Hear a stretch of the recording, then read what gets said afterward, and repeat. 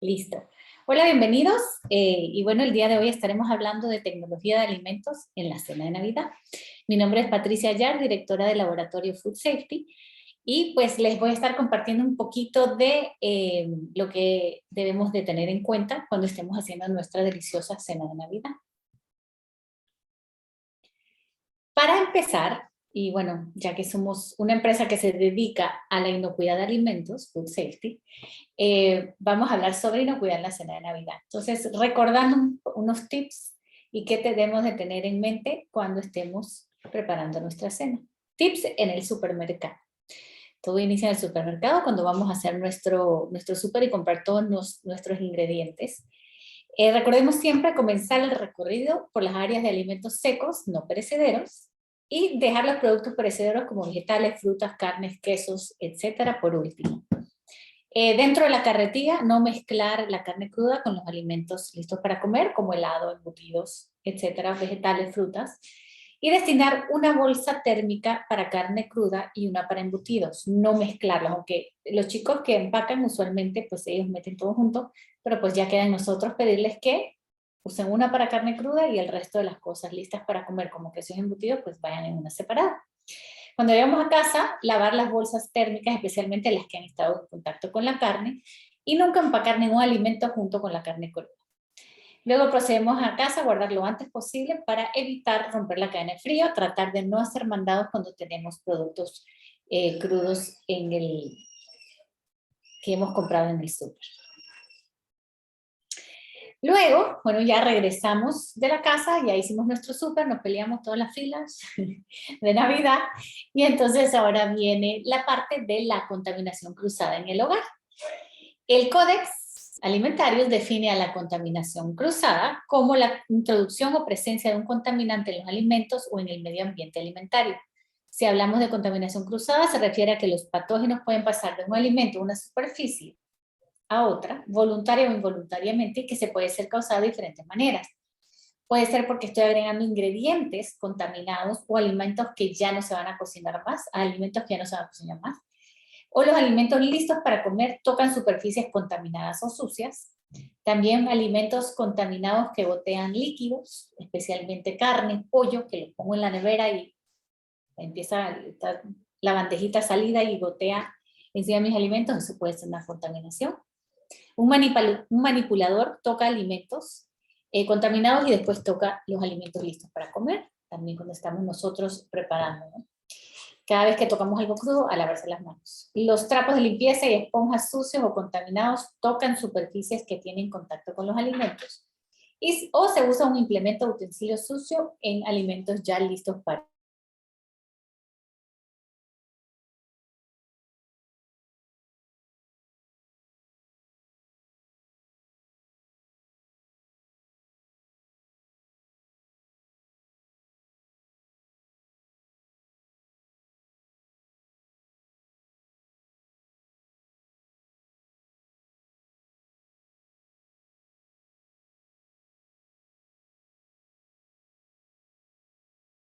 ¿saben?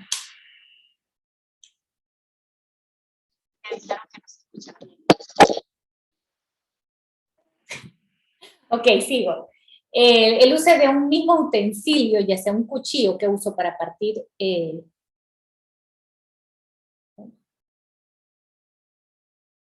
¿Me escuchan?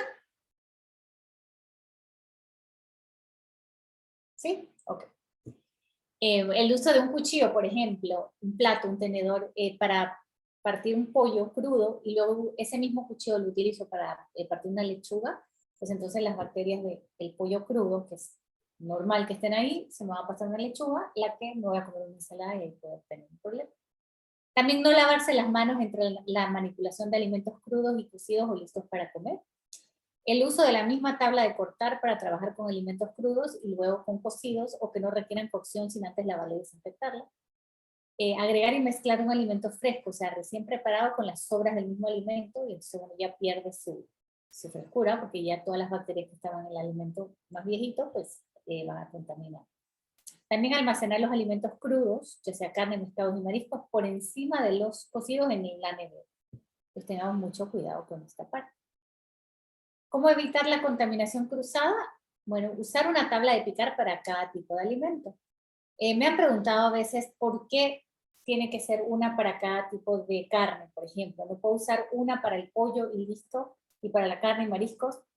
La razón, más que nada, es porque el pollo se debe de cocinar a 74 grados, la carne a 63 grados, de 63 a 71, y los mariscos a 63. Esa es la temperatura recomendada.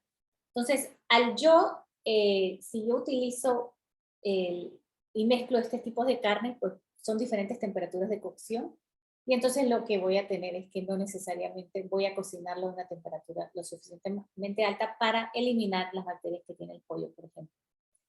Eso es una recomendación. Usualmente, si la lavamos entre cortes, pues solamente tengo dos, una para listos para comer y otra para carne. Bueno, no es lo ideal, pero es mejor que si tengo una donde hago todo, ¿no? Entonces, pues tratar de tener una para cada tipo de carne, ya que cada una tiene su diferente tipo de bacteria. Luego de contaminación cruzada, pasamos a la limpieza de mi cocina, que es la desinfección. Limpieza y desinfección no es lo mismo. El Códex Alimentario define ambos términos así. Limpieza es la eliminación de tierra, residuos de alimentos, suciedad, grasa u otros materiales vegetales.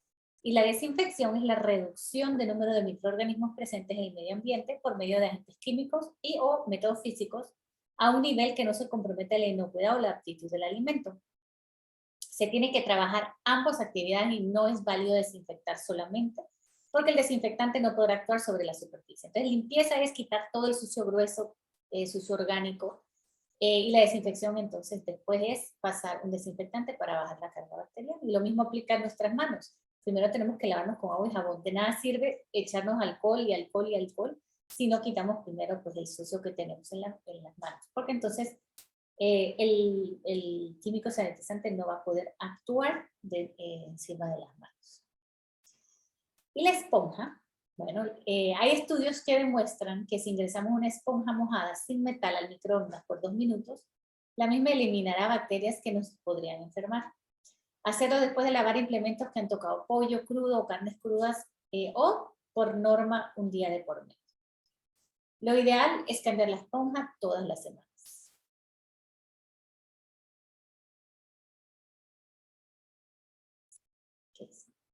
En un estudio que una vez tuve una oportunidad de ver, decía, era un profesor que trabaja mucho con microbiología ambiental, y bueno, él hizo una comparación de los diferentes lugares de la casa y la carga bacteriana y coliformes y E. coli y todo esto. Y adivinen cuál era el implemento más sucio de toda la casa: la esponja de fregar platos. Así que hay que tener bastante cuidado con esto y pues tenerle respeto y nada más estar consciente de que se debe de cambiar a menudo. Otro tema que quiero hablar con ustedes hoy es el lavado de frutas y vegetales en casa. O sea, ya hablamos sobre cómo ir al súper, ya hablamos sobre la contaminación cruzada, tener mucho cuidado y casi que hasta paranoia cuando estamos manejando crudo y listo para comer. Entonces, siempre lavado de manos, implementos separados y nada más tener esa conciencia. Ahora, lavado de frutas y vegetales. Es muy importante lavar frutas y vegetales porque no sabemos pues, de dónde vienen.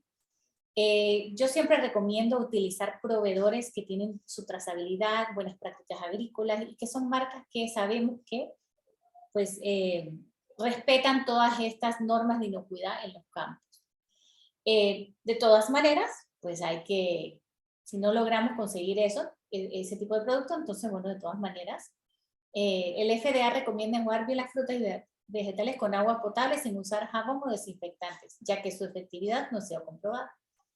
En general, el agua enjuaga cualquier residuo o producto químico que pueda estar en el exterior de las frutas y verduras. El uso de soluciones de lavado de frutas, vegetales o jabones para platos puede ocasionar residuos en el producto y también puede cambiar el sabor de su producto, y al final nos vamos a envenenar con químicos por estar tratando de lavar el vegetal. Es por eso que la FDA dice que evite los lavados de productos. Pueden dejar más residuos de lo que el producto ya tenía en primer lugar. Y lo ideal es comprar de proveedores de vegetales que siguen las buenas prácticas agrícolas y, como dice ahí, abundante agua, enjuagar con agua. Si yo tengo contaminación bacteriana, microbiológica, en la superficie el agua va a remover la mayoría de las bacterias. En algunos casos, por más que le eche cloro, jabón o vinagre, si la bacteria está muy adentro de la pared celular o de las hojas o del vegetal, pues no va a ser fácil removerla. Por eso lo importante es comprar de proveedores vegetales que sigan las buenas prácticas agrícolas. A veces queremos sentirnos mejor o de repente estoy comprando un proveedor que no me inspira mucha confianza. Entonces, bueno, en este caso quiero lavar mis frutas y vegetales con vinagre. Este es el lavado que, aparte de solo agua, pues yo recomendaría. Y la literatura dice que se puede hacer una parte de vinagre por 3 partes de agua y sumergir las frutas o vegetales por 10 minutos en una solución de vinagre. Pero bueno, como lo ven aquí, el 98% de las bacterias son eliminadas solo con un enjuague con abundante agua potable. Ahora vamos a lo que causa más contaminación cruzada, que son mis manos. Entonces, bueno, yo creo que ahora en tiempos de pandemia, COVID, todos hemos aprendido la importancia del lavado de manos. De repente antes de la pandemia, nosotros que trabajamos en las industrias de alimentos, sí, constantemente nos estamos lavando las manos y pues es parte de nuestro día a día. Y bueno, hoy cada vez más ya la gente se lava las manos, llega a su casa, se lava las manos. Entonces, bueno, para preparar los alimentos, definitivamente este es uno de los pilares. ¿Cómo vamos a lavar nuestras manos?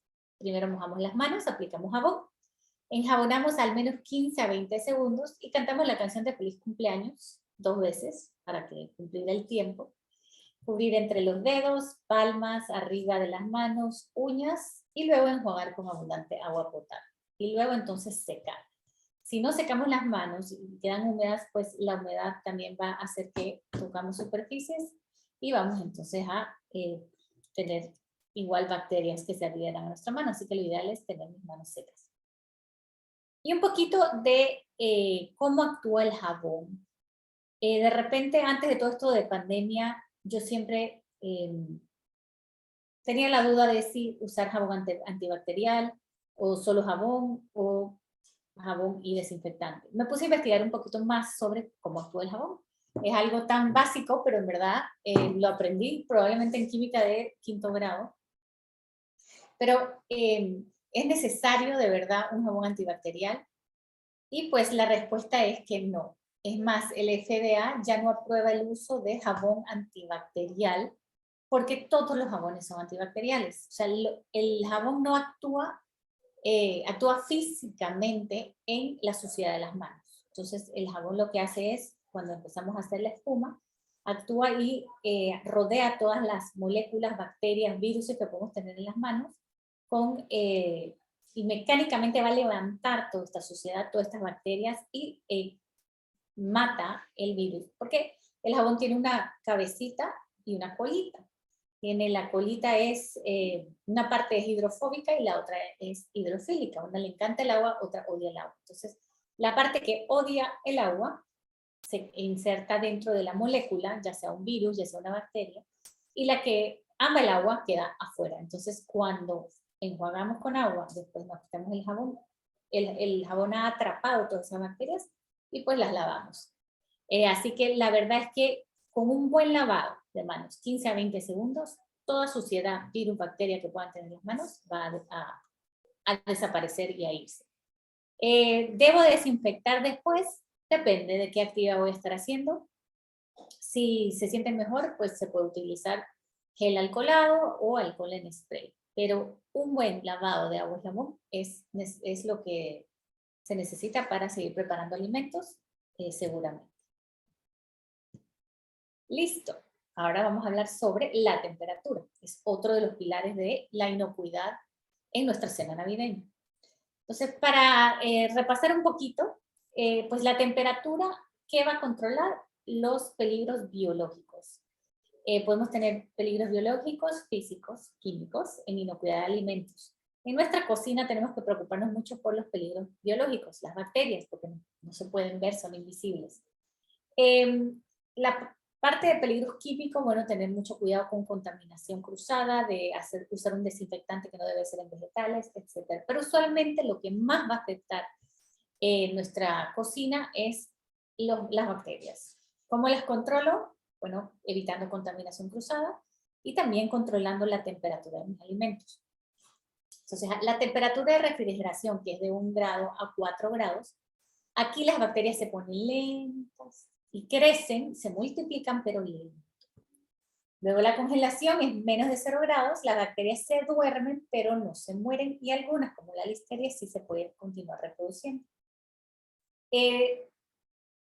Por ejemplo, si yo congelo un pollo o hielo, las bacterias van a quedar ahí. Cuando se descongele, las bacterias van a despertarse y van a continuar ahí. O sea que la congelación no es un método para eliminar bacterias. Lo que sí es calentarlo.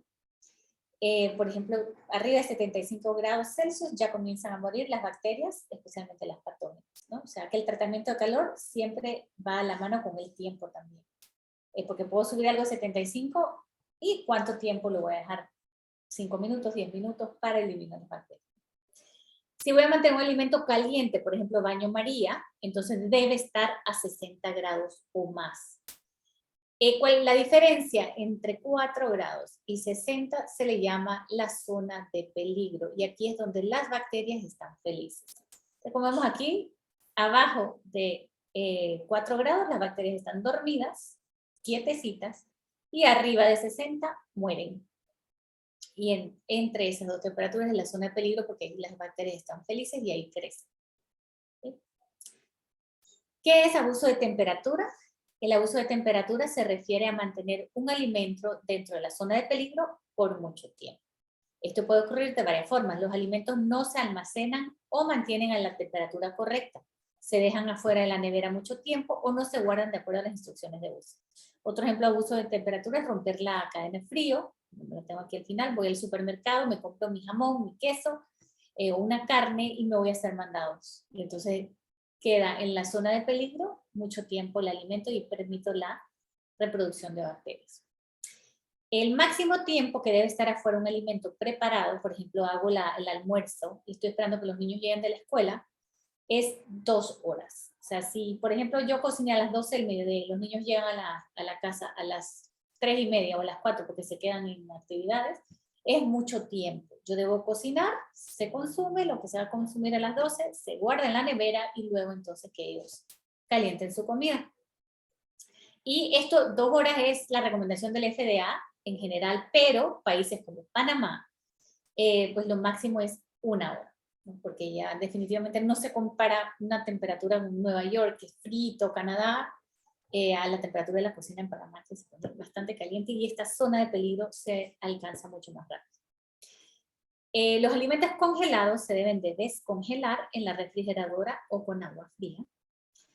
No se deben de dejar afuera toda la noche, por ejemplo, porque entonces entran en esta zona de peligro. Y los alimentos no se cocinan o recalientan lo suficiente como para matar los patógenos que pueden estar presentes en el mismo. Esto es abuso de temperatura también.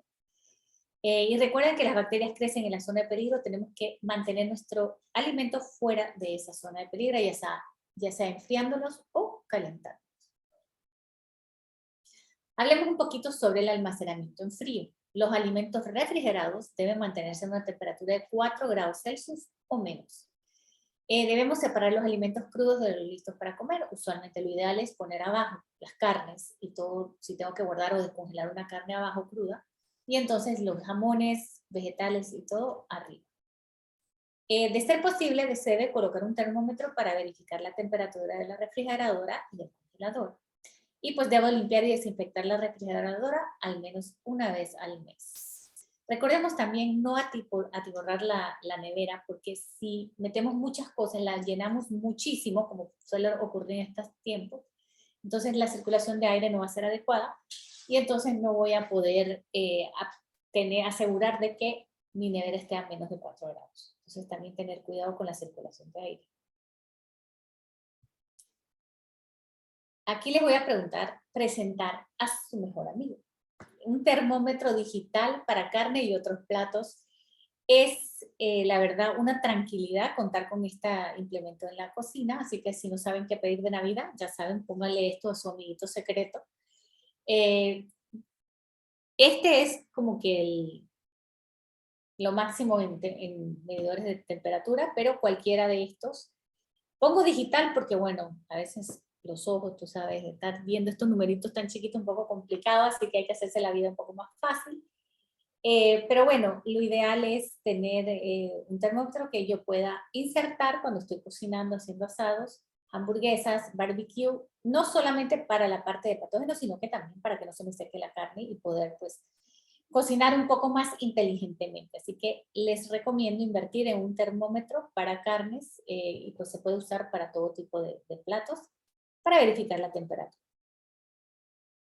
Hablemos un poquito sobre el manejo y cocción de las carnes. Cuando hablamos de patógenos, usualmente lo que va a introducir patógenos en nuestra cocina es las carnes, carnes crudas de res, de cerdo, mariscos y de pollo, porque son de origen animal y usualmente los patógenos están en los intestinos de los animales. Obviamente también podemos introducir patógenos por no lavarse las manos después de ir al baño, la manipulación de alimentos, ¿no?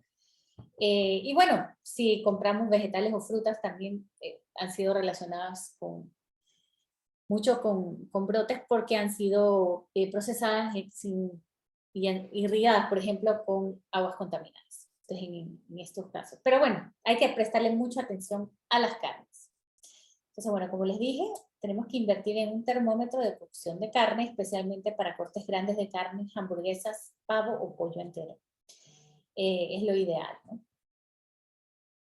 Recuerden que la bandeja donde se sazonó y transportó la carne cruda para llevarla al fogón o al barbecue no debe usarse para colocar la carne cocida.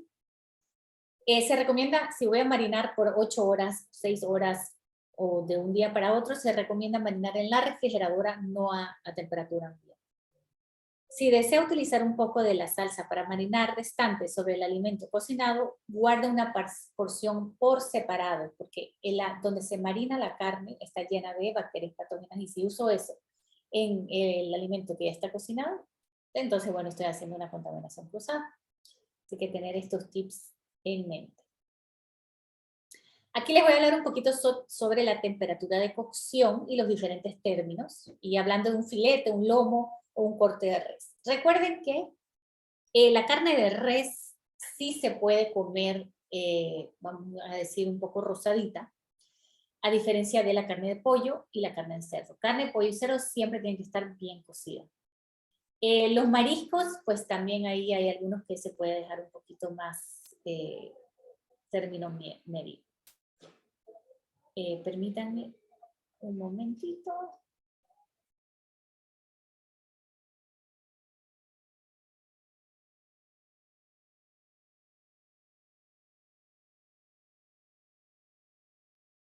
Continuamos, disculpen.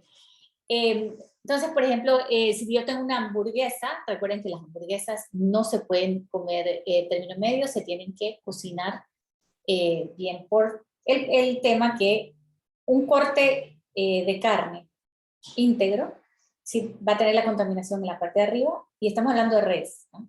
Arriba o abajo, así. Entonces, cuando yo pongo este filete en la parrilla, se va a eliminar la bacteria patógena. El centro es músculo íntegro, por lo que no va a haber contaminación si el animal está basado. Ahora, el pollo o cerdo, pues sí deben de estar bien cocidos. Entonces, un poquito para ver cómo son las temperaturas de cocción. Un filete, término medio, que quede como rosado en medio, rojo, debe llegar a 130 Fahrenheit, 52 Celsius. Filete 3/4 a 64 grados Celsius. A esta temperatura la proteína de huevo se comienza a endurecer, pero parece gelatina. La proteína de pescado se apretará y formará una capa de proteínas coagulada. Y las bacterias a esta temperatura por 3 minutos, una reducción de 7 log. Entonces, vean aquí que, y eso es lo que les mencionaba de las tablas de picar. Un pescado no lo debo de cocinar mucho más arriba de esta temperatura, porque entonces ya va a eliminar las bacterias que tiene, está bien a 64, pero si lo cocino mucho más de ahí, pues la textura va a ser diferente. En cambio, pues el pollo sí lo tengo que cocinar a 180. 174 creo que es la temperatura. Ahora en el próximo slide lo vamos a ver. Entonces, bueno, las bacterias a esta temperatura por 3 minutos tienen una reducción de 7 log. sea que es bastante bueno. Luego de 160 a 180, un filete bien cocido, que la verdad ya la costumbre, así me gusta a mí, pero bueno, eso ni se lo diga a un chef. La proteína de huevo a esta temperatura se coagula bien y las bacterias tienen una reducción de 7 log en un minuto. Y esto hablamos de que llegue a esa temperatura en medio del cuerpo. Luego, pues tengamos en cuenta 100 grados, temperatura de ebullición de agua, y 300 grados Fahrenheit o 153 es la temperatura donde inicia la reacción de Maillard. Ahora vamos a hablar bastante sobre esto. Y entre más alta la temperatura, más rápido se lleva a cabo esta reacción. Y como esta reacción es por encima de la temperatura de ebullición, se forma una capa crujiente color caramelo. Entonces, hablando de inocuidad, la temperatura de cocción mínima, o sea que debe de tener un mínimo de llegar a esta temperatura. Bistec de res 63 grados Celsius, carne molida 71, el cerdo 63, pescado 63, pollo 74, es la más alta. Y un huevo puede ser una torta o pues esos platillos que se hacen hasta que esté firme o 71 grados Celsius. Y pues ven aquí cómo sirve el termómetro digital para estar revisando cuando se hacen los asados. Hablando un poquito sobre recalentamiento de comidas, la recomendación es recalentar los alimentos refrigerados hasta que alcancen una temperatura interna de 74 grados Celsius. De esa manera nos aseguramos que cualquier patógeno, una contaminación que se hizo con algún cucharón o lo que sea, pues se elimina. Se debe tener precaución calentando el microondas, ya que la distribución de calor no es uniforme y se debe parar de revolver y continuar para asegurar la llegada a los 74 grados. Los alimentos recalentados que no se consuman se deben descartar, no puede estar recalentando o guardando, ¿no? Porque entonces eso ya causa muchas fluctuaciones en temperatura y pues puede dañar el alimento. Listo, ese es un resumen de las prácticas básicas de inocuidad que debemos tener cuando estamos haciendo la cena navideña. Si quieren compartir esta charlita con otros familiares, pues se ha hecho de una manera que lo puedan entender todos. Así que bueno, Jesús les estará enviando el link de YouTube para que lo puedan compartir. O sea, la idea es que todos disfrutemos de una cena saludable y no nos vayamos a enfermar. Vamos ahora a ver un poquito más de tips sobre la ciencia en la cocina. Este tema pues es de nunca acabar, pero escogí varios temas que nos van a venir a la mano en estos días que vamos a estar cocinando nuestra cena navideña. Primero vamos a hablar sobre la reacción Maillard. Fue descubierta inicialmente en 1912 por Louis-Camille Maillard. No sé si lo estoy diciendo así con el tono francés, Maillard, no sé, pero bueno, Maillard vamos a decirlo. Esta reacción también se conoce como pardeamiento no enzimático, ya que le da a los alimentos un color marrón. Todo lo que cocina y se pone oscuro con el calor tiene que ver con la reacción Maillard. En la industria de alimentos puede causar algunos problemas. No sé si les ha tocado alguna vez una leche UHT que está como bien amarillenta y la comparan con otra y una está más amarilla que otra. Bueno, esto fue que hubo un poco de la reacción Maillard durante el proceso de calentado de UHT. También hay otros alimentos que la reacción Maillard puede acortar la vida útil, más que nada en calidad, no tanto, o sea, no en inocuidad, sino que más en calidad. Así que bueno, es muy buena, excelente en la cocina. Cuando estamos cocinando lo que queremos es esta reacción, no tanto en todos los casos en la industria alimenticia. Pero bueno, ahorita estamos en la cocina. Así que bueno, la reacción Maillard son muchas reacciones químicas pequeñas y simultáneas que ocurren cuando las proteínas y los azúcares dentro y fuera de los alimentos son transformadas por el calor, produciendo nuevos sabores, aromas y colores. En pocas palabras, con la cantidad adecuada de calor, baja humedad, tiempo, los azúcares y proteínas darán como resultado una matriz cada vez más compleja de moléculas de sabor y aroma, junto con un color más oscuro causado por moléculas de pigmento llamadas melanoides. El primer ingrediente necesario es el calor, ¿no? Para la reacción de Maillard. El rango ideal es de 138 a 165 grados Celsius. Con la reacción acelerando con la temperatura más alta y con la alcalinidad más alta. O sea, entre más alto, más rápido se va a hacer la reacción. Tenemos que tener cuidado porque si lo hacemos muy alto, pues se nos quema la comida, como a todos nos ha pasado. El agua hirviendo alcanza un máximo de 212 grados, 100 grados Celsius. Y ven acá que la reacción empieza a 138. Y ya para que estar bien, como 150 por ahí. Entonces, si el alimento tiene mucha humedad, entonces el alimento no va a poder subir a más de 100 grados. Y entonces pues no vamos a poder tener una reacción. O sea, y esto lo vemos en el caso que hervimos un pedazo de carne, no se va a dorar ni obtendrá ese sabor que estamos buscando de un bistec tipo el que vimos en esta foto, así. No, así queremos que quede. Entonces, pues, si hay mucha humedad en el alimento, no va a poder subir de esos 100 grados y entonces no vamos a tener ese dorado que estamos buscando. Para algunos casos, la reacción Maillard puede funcionar a temperaturas más bajas y con mucha más agua. Por ejemplo, si cocino un caldo de pollo, una sopa o verduras a fuego lento durante 8 o 12 horas, pues el resultado eventualmente pues sigue siendo líquido marrón y fragante. Un indicio de que ha ocurrido esta reacción, pero pues no todos tenemos 8 a 12 horas para cocinar. Así que bueno, todo depende.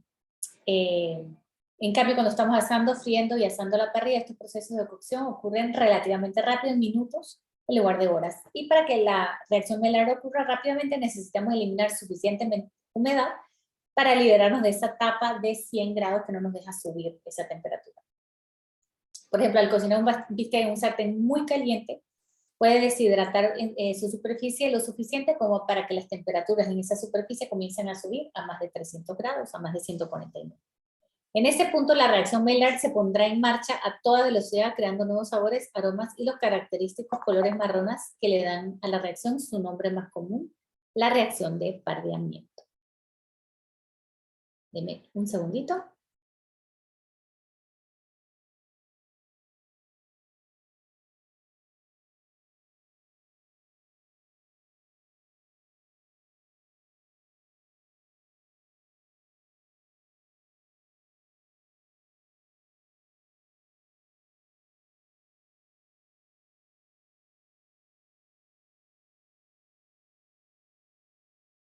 Ok, seguimos.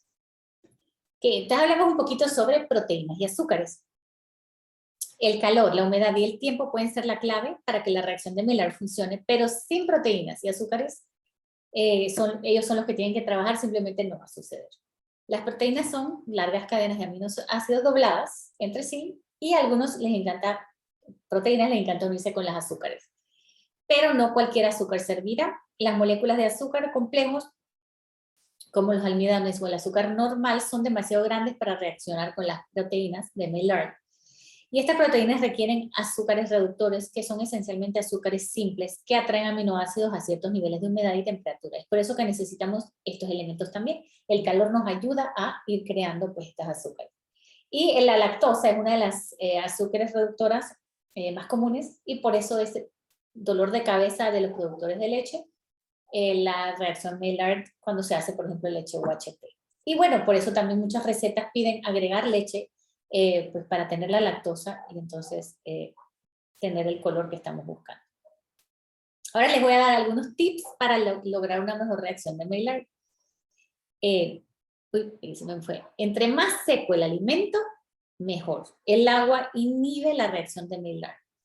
Si tiene dificultades para obtener un dorado que se vea apetitoso, seque el alimento antes de cocinar. ¿Cómo? Pues use toallas de papel para quitar la humedad de las carnes antes de que se calienten y tendrá un mejor dorado. También se puede secar la carne y dejarla en la refrigeradora destapada desde el día anterior para secar esa superficie y entonces se va a dorar mejor.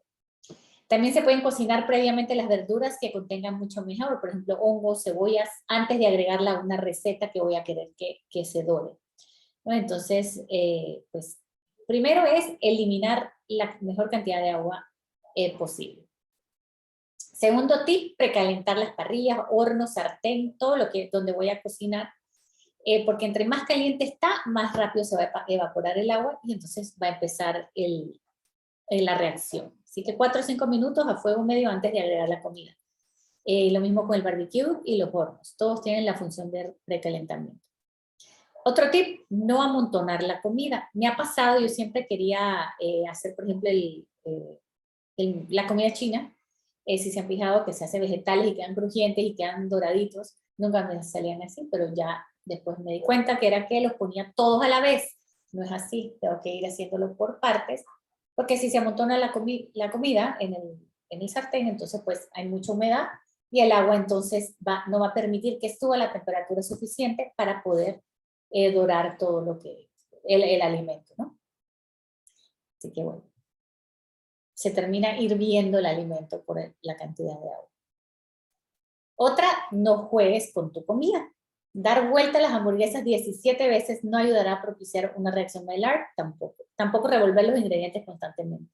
Entonces a veces estamos un poco impacientes y lo he visto en la barbacoa, da vuelta otra vez, otra vez. Entonces no da el chance de que se desarrolle esa reacción con el calor y entonces pues no vamos a poder obtener esta reacción. También eso estar viendo el horno, a ver ya, entonces cada vez se baja la temperatura.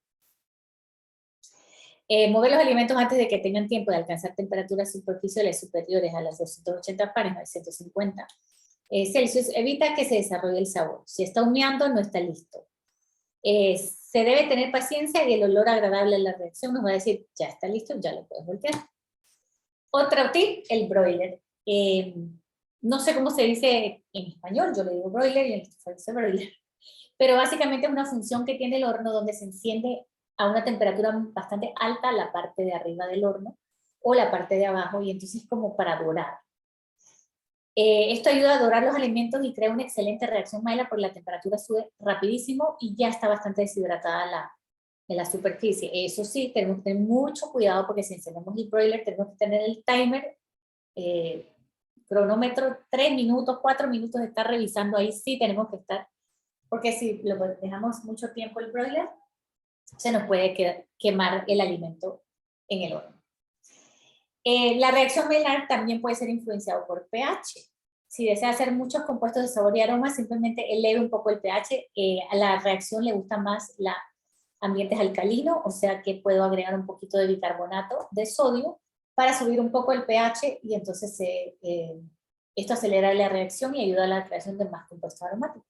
Vi un ejemplo de una cebolla caramelizada donde agregaron bicarbonato de sodio o soda y definitivamente la diferencia entre con y sin, increíble. En 11 minutos tenía con soda, una cebolla color caramelo, bueno, no se olía porque era un estudio, no estaba en persona, pero definitivamente lo voy a probar. Y la otra pues estaba como cebolla frita, no tenía ese caramelo, así que definitivamente si queremos acelerar la reacción podemos agregar un poquito de soda.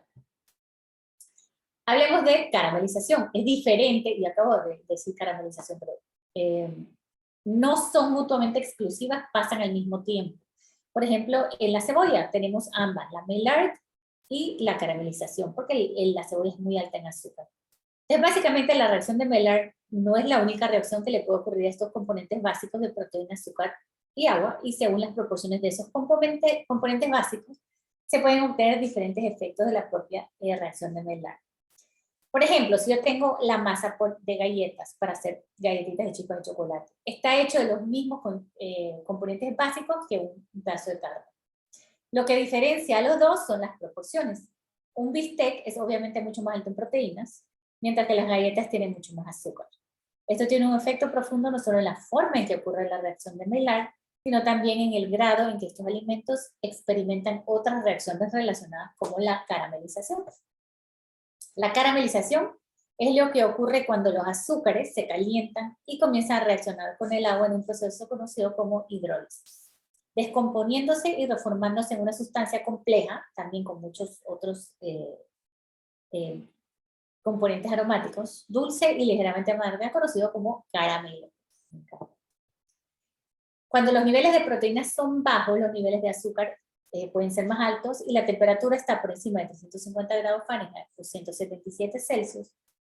como un lote de galletas horneadas en el horno, la caramelización se convierte en un factor mucho más prominente que la Maillard. Al igual que la reacción Maillard, la caramelización también produce un color más oscuro y un sabor más complejo, que es una de las razones por las que los dos a menudo se confunden entre sí. Y como les digo, no es que o pasa una o pasa la otra, muchas veces pues pasan las dos juntas. Aunque diferentes, estas reacciones no se excluyen mutuamente, tanto la reacción Maillard como la caramelización pueden tener lugar tanto en un bistec como en una galleta, pero producen sabores y aromas marcadamente diferentes y a menudo complementarios en cada uno. Ahora hablemos un poquito sobre cocinar el pavo. Algunos prefieren pavo para Navidad, otro jamón, por ahí viene el jamón, no se preocupe.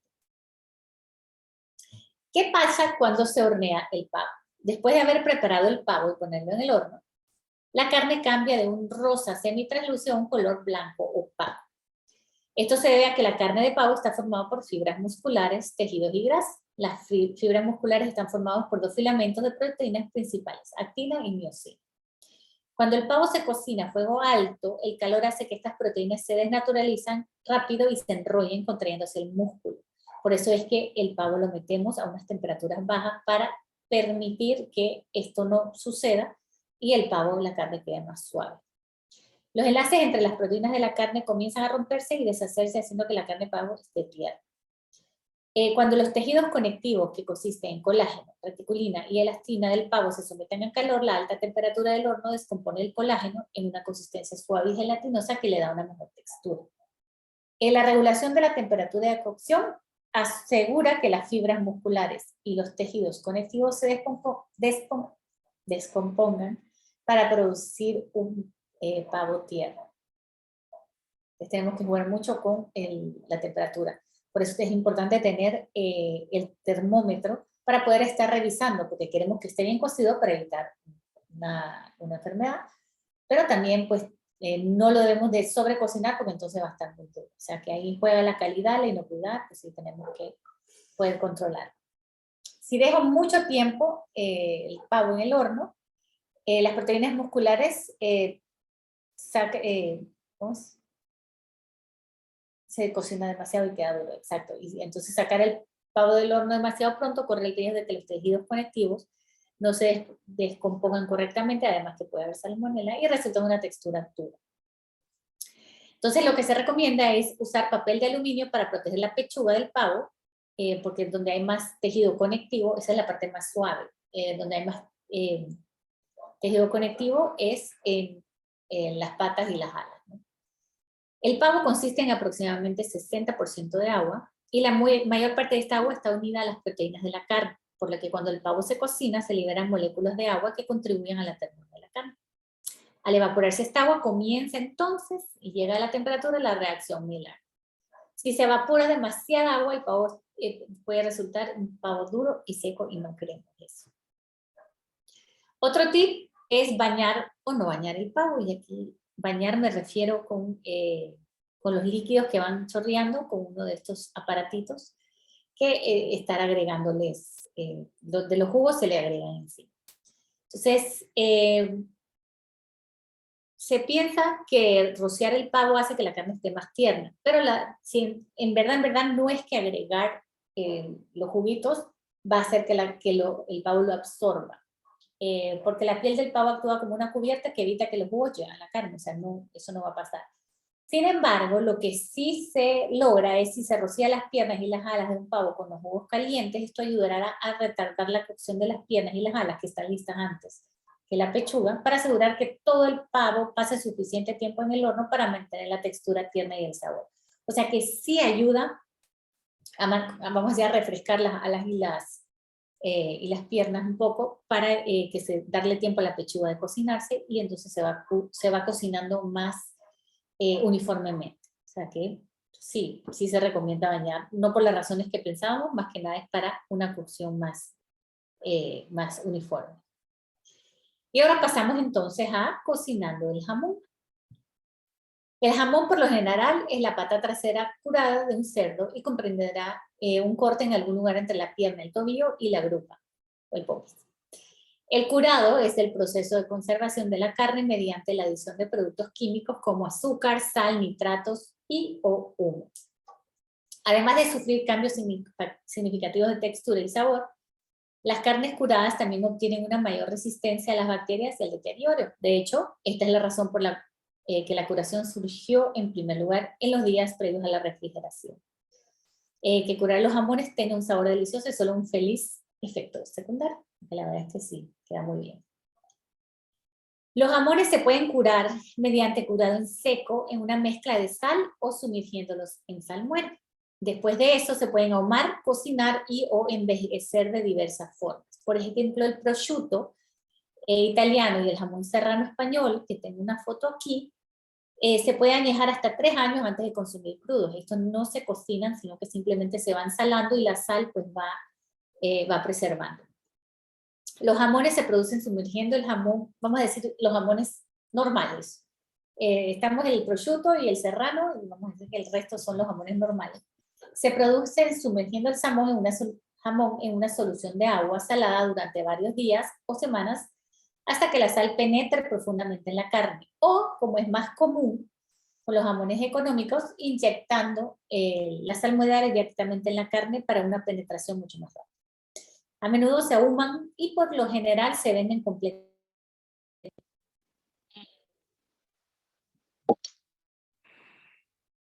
¿Me escuchan? ¿Sí? Me mandan. Los jamones salados, como el prosciutto, jamón country, ibérico y serrano, el prosciutto se cuelgan para que se sequen en ambientes cuidadosamente controlados por temperatura y humedad. Durante esta fase, que dura meses, pierden gran parte de su humedad y su sabor se concentra y tienen su característica aroma dulce, impregna la carne. Entonces, son métodos totalmente diferentes. Usualmente ambos están ya cocinados cuando hablamos de un jamón curado. ¿Cuánto jamón debo de comprar? O sea, vamos a decir que tengo invitadas a 10, 15, 20 personas para mi cena de Navidad. ¿Es cuánto debo de comprar? Pues se recomienda que al comprar un jamón debe apuntar entre media libra y 3/4 de libra por persona para los jamones con hueso y media libra o menos para los jamones deshuesados. Se debe precalentar el horno a 325 Fahrenheit para calentar el jamón y colocarlo sobre una rejilla en una fuente para asar poco profunda y hornee sin tapar. Lo ideal es conseguir esas rejillas, las venden en los supermercados, donde se pone y lo levanta para que la parte de abajo no quede aguachada y pues se cocine más uniformemente. Para un jamón entero se deja de 15 a 18 minutos por libra. Cuando es un jamón que se vende por la mitad, 18 a 24 minutos por libra. Y el jamón debe estar listo cuando la temperatura interna alcance 140 grados. Recuerden que esto es asumiendo que el jamón es un jamón cocido, ahumado, y eso lo debe de especificar en la etiqueta. Y en verdad lo único que estamos haciendo con el jamón es recalentar. La mayoría de los jamones disponibles son ahumados o precocidos. Al igual que la carne de res, el pollo o cualquier otra carne, los jamones se pueden cocinar demasiado, lo que los deja secos y fibrosos. Y también tenemos jamones de pollo, que igual ya vienen previamente cocidos. Luego de revisar la etiqueta y confirmar que ya es precocido, se pueden calentar hasta alcanzar una temperatura de 120 grados Fahrenheit, si es el caso.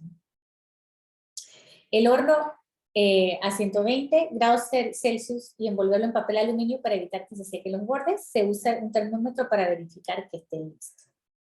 Entonces, como les digo, ya si el jamón está cocinado, lo único que tenemos que hacer es recalentar. Glaseado del jamón. Glasear el jamón es una manera de darle color y sabor. Esencialmente el glaseado es una mezcla de un edulcorante como azúcar o miel y especies como clavo de olor y nuez moscada. Un glaseado le dará a su jamón ese acabado brillante y laqueado. ¿Cómo se puede hacer? Se remueve el papel de aluminio cuando el jamón esté a unos 15 minutos está listo. Y la razón de taparlo es para evitar que se seque. Pero bueno, faltando 15 minutos para su cocción, se marca la superficie así como está aquí, como con cuadrados, para ayudar a obtener un poco de grasa adicional. Aplique un poco de glaseado y luego enciende el horno alrededor de 400 grados o 200 Celsius. Se necesitan unos 15 minutos para que el glaseado se cocine en la corteza y se pueda reaplicar el glaseado, y aquí entra entonces la reacción Maillard, y la caramelización. Okay. Esos fueron los tips para el pavo de jamón.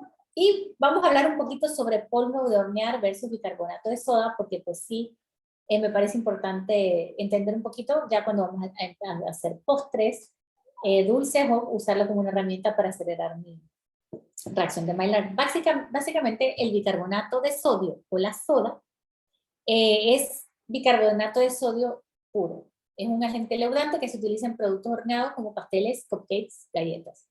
Formalmente conocido como bicarbonato de sodio o soda, es un polvo cristalino blanco que es naturalmente alcalino. El bicarbonato de sodio se activa cuando se combina con un ingrediente ácido y un líquido. Tras la activación se produce dióxido de carbono que permite que los productos horneados se eleven y se vuelvan livianos y esponjosos. Es por eso que las recetas que incluyen bicarbonato de sodio también incluirán un ingrediente ácido, como jugo de limón o suero de leche. Muchas recetas de productos horneados incluyen bicarbonato de sodio o polvo de hornear como agente leudante. Algunos incluso pueden incluir ambos. A diferencia del bicarbonato de sodio, el polvo de hornear es un agente leudante completo, lo que significa que contiene tanto la base, o sea, el bicarbonato de sodio, como el ácido necesario para que el producto se eleve. Y usualmente el polvo de hornear va a tener la maicena para evitar que el ácido y la base se activen durante el almacenamiento. El polvo de hornear reacciona cuando se humecta con el ácido y el agua agregada. O sea que para activarlo es cuando se agrega el líquido. Y la soda hay que agregar ácido y el líquido. Entonces el polvo de hornear ya está completo y ya trae todo. Usualmente el polvo de hornear que compramos es doble acción. Esto significa que el polvo crea dos reacciones separadas. Inicialmente cuando se combina con el líquido a temperatura ambiente y en segundo lugar cuando se va calentando la mezcla. Para muchas recetas, una reacción prolongada es favorable porque si no, entonces fuera todo de un solo y no crece a medida que va calentándose y cocinamos. Es posible sustituir uno por el otro, pero hay que hacer los ajustes porque recuerden que si no tengo polvo de hornear, es solo soda, tengo que agregar un ácido y pues a veces no es tan fácil calcular cuánto ácido debo de agregar, pero bueno, es posible y se puede hacer. Y bueno, eso es lo que tengo preparado para ustedes el día de hoy. Pues Food Safety les desea una deliciosa y segura cena de Navidad. Espero que pues, estos tips le ayuden y los pueden compartir. Ya les dije, si quieren, les enviaremos el link. Y lo que queremos en Food Safety pues, es que su cena de Navidad sea deliciosa y segura. Así que bueno, feliz Navidad y un próspero 2022. Nos estaremos viendo por ahí. Y quiero agradecer a todos ustedes por acompañarnos en esta serie de webinars. Y bueno, cualquier pregunta que tienen, aquí está abierto el chat para que hagan las preguntas. Un poquito de bibliografía de donde saqué la información. Y bueno, síganos en nuestras redes, en nuestro canal de YouTube estará disponible este webinar y Jesús les enviará el link. Nuevamente, muchas gracias por la confianza que han depositado en Food Safety y pues les deseamos los mejores deseos para este año 2022. Y bueno, si tienen alguna pregunta, esperaré para el chat.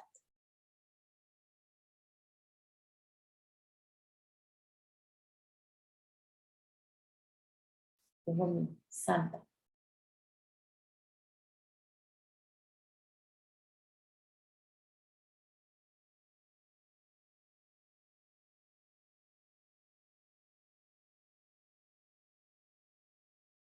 A ver, no veo ninguna pregunta, así que bueno.